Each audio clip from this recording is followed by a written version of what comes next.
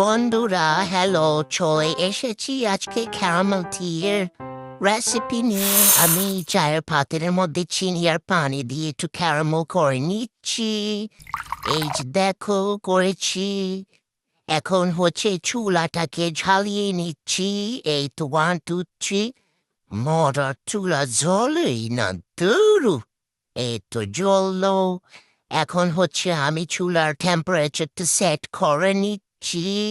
Set করেছি, ওই দেখো চিনিগুলো বুদবুদ করছে। এই তো এখন একটু লাড়াচাড়া করে নিচ্ছি। এই তো হয়ে গিয়েছে। এই এখন বুদবুদ করছে, কিন্তু হচ্ছেই না, কালারই আসে না ক্যারামেলের। গুটাইতে গিয়েছি। এই একটু একটু হচ্ছে, মনে হচ্ছে এই তো ক্যারামেলের কালার চলে এসেছে।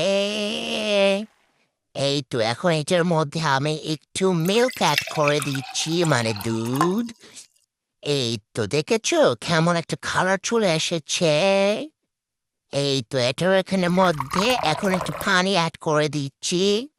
পানিটাকে একটু লারিং চারিং করে এরপরে হচ্ছে কিছুক্ষণ জাল করে নিব, একটু ঘন বানিয়ে নিব। একটু লবণ অ্যাড করেছি, তুমি দিলে দিবা, না দিলে নাই, আমার কি।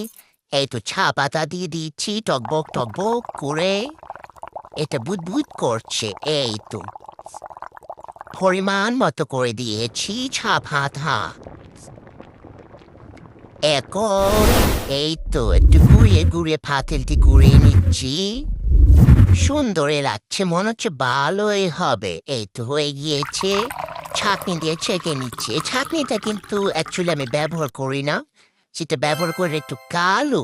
তোমরা আবার বাজে মন্তব্য করবে, এই জন্য আরেকটি ছাঁকনি দিয়ে ছেঁকেছি। কেমন হয়েছে বন্ধুরা, বলো বলো।